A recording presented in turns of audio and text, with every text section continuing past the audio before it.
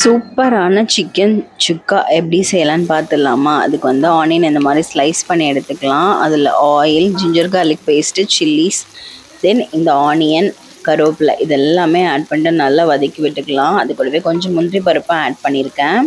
So இது எல்லாமே நல்லா கண்ணாடி பதம் மாதிரி நல்லா வதங்கி வரணும். அது வரைக்கும் வெயிட் பண்ணலாம்.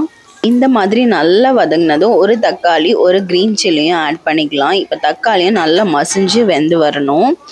ஸோ இது வந்து கொஞ்சம் ஸ்லோ குக்கிங் ப்ராசஸில் தான் இது நடக்கும். ஸோ கொஞ்சம் வெயிட் பண்ணி அது வதங்குறதுக்கு நல்லா டைம் கொடுத்தா தான் அந்த டேஸ்ட் நல்லாயிருக்கும். குக்கரில் chicken, chilli powder, garam masala, தென் மஞ்சத்தூள், ஜிஞ்சர் கார்லிக் பேஸ்ட் இதெல்லாம் போட்டு ஒரு விசில் மட்டும் போட்டு எடுத்துக்கிட்டேன். இப்போ வெங்காயம் தக்காளி நல்லா வதங்கினதும் அந்த மசாலாவோடு சேர்த்து அந்த சிக்கனையும் அதில் போட்டுட்டு வேக வைக்க விட்டுட்டேன்.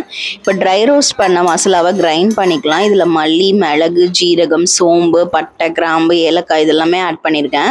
ஸோ இது எவ்வளோ நைஸாக முடியுமோ அவ்வளோ நைஸாக அரைச்சிட்டு அந்த பவுடரையும் ஆட் பண்ணிவிட்டு இறக்குனீங்கன்னா சூப்பரான சிக்கன் சுக்கா ரெடி.